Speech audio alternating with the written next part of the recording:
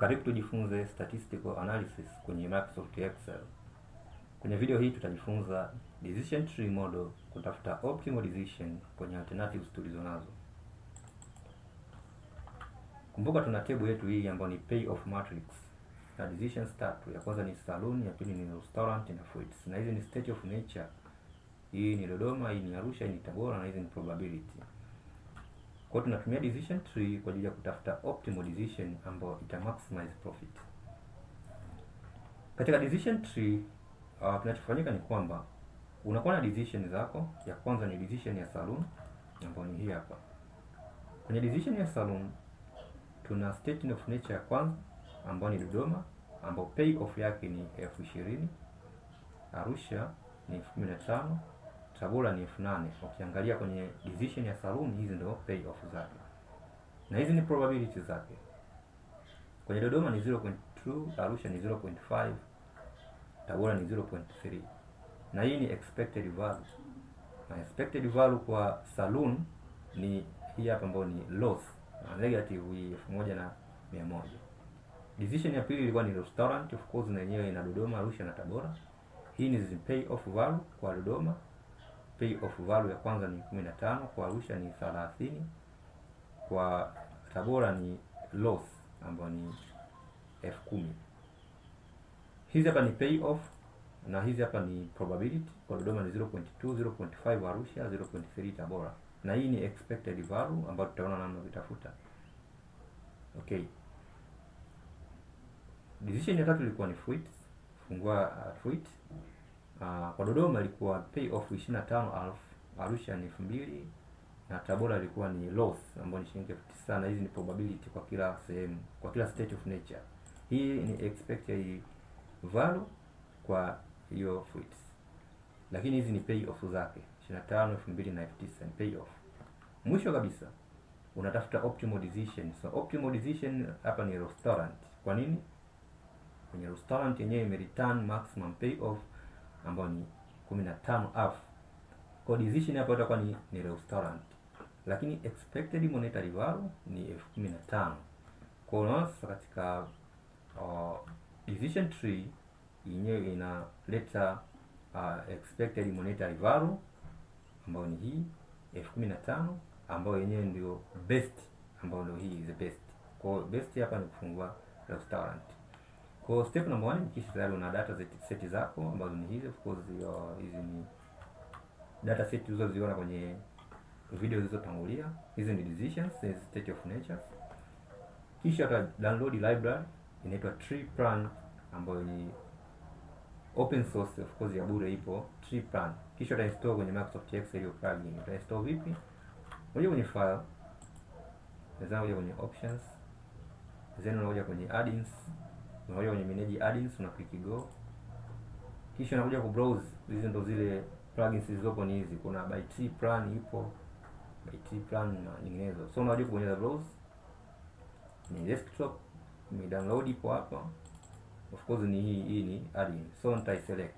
Nikisha select hii hapa tree plan inaonekana nyumbani version 1.79 decision tree. Nitaiwekea tiki, hakikisha umeiwekea tiki namna hii. Baadaye una click okay. So nikisha click okay, kinachofuata ni kufunga hii Excel na kuifungua upya ili niweze nikaona nini, nikaona zile tabu zake. Sababu ukifungua hiyo tree plan inakuja na tabu zake. Sasa hizi activated inabidi restart Microsoft. So baada ya restart Microsoft Excel, utakuja kubonyeza hii button imeandikwa add-ins. Umeona imeshakuwa activated, inaonekana. Nikisha click add-ins hiyo button, unakuja kuona hizi menu options. Ya kwanza ni decision tree, ya pili ni tree plan, student license, ya tatu for education only. Unakuja kuselect decision tree hii hapa ya kwanza na click.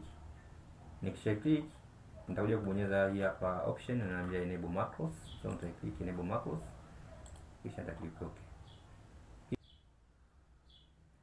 So nitafungua new sheet number 3 ambayo ni hii nimefungua. By then nitakuja kubonyeza hii tab inaitwa add-ins. Nita click add-ins kwa sababu kisha restart Microsoft Excel hii tab inakuwa activated. By then nita select pale ambapo nataka tree itokee. For example mimi nitachagua itokee katikati hapa. kwa nita select hapa katikati. Then nitakuja kubonyeza hii add-ins, kisha nitabonyeza decision tree. Nikisha click itatokea hii dialog box. Kisha nitabonyeza hapa new tree. So nita click new tree. Tree itatokea kama inavyoonekana hii hapa. Tree kisha kama imetokea hii ina alternative mbili. Na sisi tuna alternative ngapi? Tuna alternative 3. Kwa hiyo tunaongeza alternative moja hapa. Unaongeza vipi?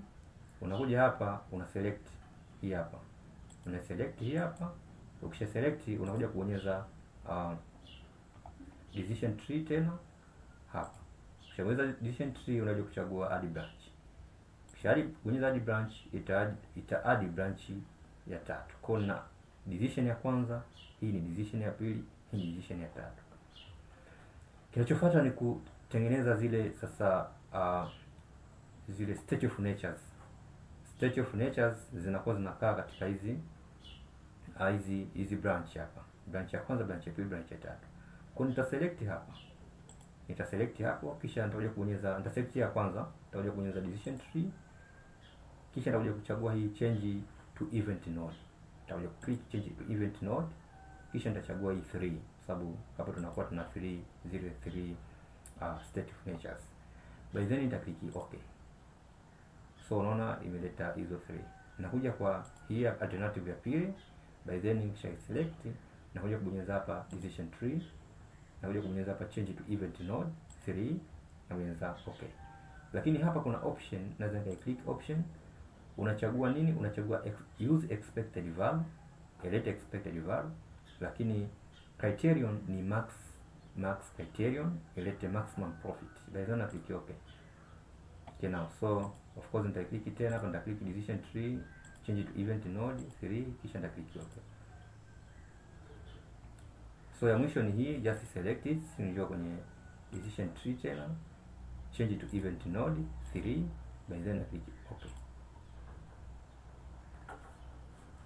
So unakuja kuona sasa tayari tuna alternative ya kwanza, ya pili, ya 3. So ukija hapa alternative ndio hizi: saloon, restaurant na fruits.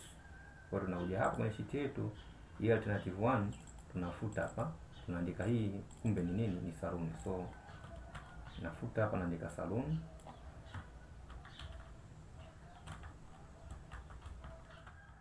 Saloon. Yes, namna hii. Ya pili ilikuwa ni alternative ya pili ilikuwa ni just restaurant, ya tatu ni fruits. Kwa nitaandika hapa restaurant.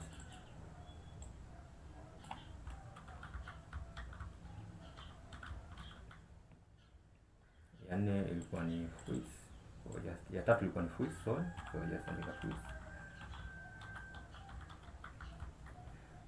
Tayari. Kinachofuata ni kuandika hizi state of nature. Kwa state of nature ilikuwa ni of course kwenye PAYOFF table Dodoma, Arusha na Tabora. Dodoma, Arusha, Tabora. So just nakuja hapa, nafuta hii, just naifuta yote tu. Kwa hii ni Dodoma, outcome hii naifuta, naandika Arusha, na hii just outcome 6 naandika just Tabora. The same kwa hii just naandika Dodoma, just hapa naandika Arusha, just hapa naandika Tabora. Ndio state of nature hizo. Just hapa nafuta, naandika Dodoma, just hapa nafuta, naandika Arusha, hapa just nafuta, naandika Tabora. Kinachofuata ni kuingiza hizo PAYOFF. Just nakuja hapa kwenye sheet. Hii hapo. Dodoma ilikuwa 20, saloon 20, Arusha 15, Tabora 8000. Hii 15 ni negative. Kuipata negative kwenye Microsoft Excel, unaiandika namba kama ilivyo. Alafu unaiweka ndani ya bracket, una click enter, italeta negative. Usiandike negative kama ilivyo. So, kwenye saloon kuna 20, kuna 15, kuna 8000. 20, 15, 8000. So unakuja hapa naandika hapa hiyo 20. Sorry, hapa 20 1 2 3 4 na click enter. Hii ilikuwa ni 15 Arusha, 15 ni negative, kwa inakuwa ndani ya bracket. 15 1 2 3 inakuwa ndani ya bracket namna hii. Hii ni F8, kwa hiyo just hapa kuandika 8 1 2 3 na click enter. Unaona values zinajibadilisha zenyewe. Then tayari restaurant 15 30 F10 15 30 F10. So restaurant hapa 15 click enter. Hapa kwa Arusha 15 just 30 na click enter. Kwa Tabora ilikuwa ni F10 na yenyewe kwa negative, kwa inakuwa ndani ya bracket. Kwa hiyo itaileta moja imeandikwa hapo negative. Okay, now so FITS 25 F2 F9 25 F2 F9. So 25 kwa Dodoma 25 1 2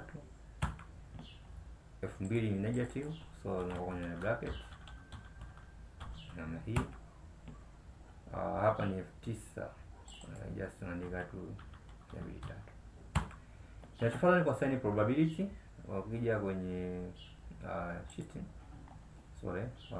hapo kwa Dodoma 0.2, Arusha 0.5, Tabora 0.3 kwenye state of nature zote. Kwa 0.2, 0.5, 0.3.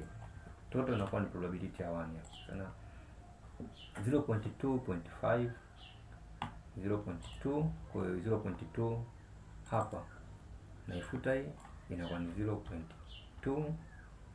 Alafu hapa inakuwa ni 0.3 just hapo, na hapa inakuwa ni 0.5. Kadhalika hapa 0.2 just andika 2, 0.3 ambayo ni hii just 0.3 hapo, na hii ni 0.5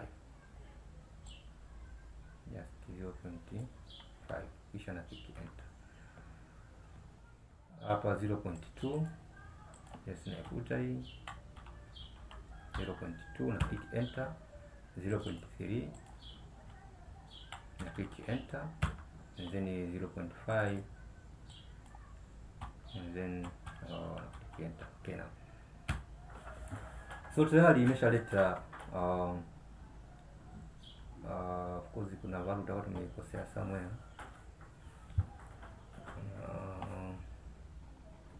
F215 F8, so kuja hapa sorry F20 then 15 F8, just kuhakikisha F15 30 F10 just 15 30 F10 negative. Ya mwisho ni 25 F2 F9. Sasa probability 0.2 0.3 0.5 2 3 5 2 3 0.5.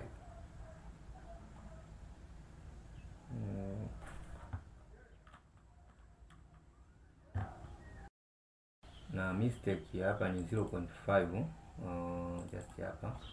Hii ni 0.5 na hii ndio 0.3. Okay, so just kurekebisha, na hii ni 0.5 na hii ni 0.3.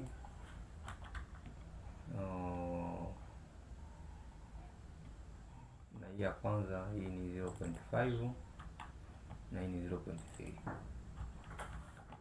Kisha click enter, itakuja data hizi. Manake hii just unaweza kaifuta, just select delete, na hii select delete. Okay, now so kwenye saloon, so unaweza ka click saloon hiyo, utakuja kuona kwenye saloon hizi ni pay off zake F20 15 na 8, na hizi ni probability F0.2 0.5 0.3, na hii ni expected value, na kwenye Dodoma na yenyewe expected value yake ni hii.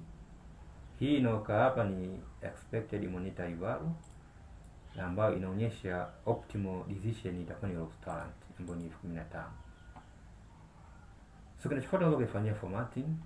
Just unaweza click hii ambayo inaonyesha optimal solution. Ndio kwenye home, just highlight.